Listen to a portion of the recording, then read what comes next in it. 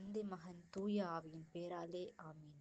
அன்புள்ள சகோதர சகோதரிகளே, கடவுள் நம்மை எவ்வளவு நேசிக்கிறார் என்பதை நாம் அறிந்திருக்க வேண்டும் என்று நான் விரும்புகின்றேன்.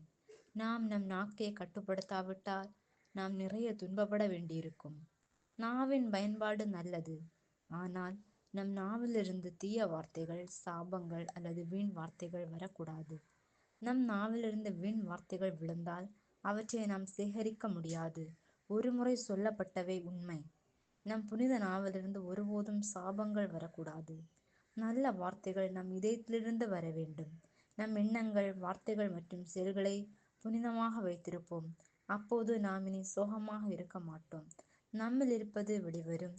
நம்மை பற்றியும் மற்றவர்களை பற்றியும் நல்லதே சிந்தித்து பேசுவோம். நாக்கு ஒரு நபரை உருவாக்கவும் பலவீனப்படுத்தவும் முடியும்.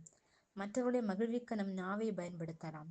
கடவுளை புகழ்ந்து பேசும் நாவால் கடவுள் மற்றவர்களில் வசிக்கிறார் என்ற நம்பிக்கையுடன் மற்றவர்களை மகிழ்விக்க முடியும்.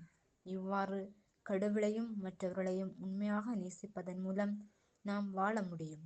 கடவுள் நம்மை ஆசீர்வதிப்பாராக.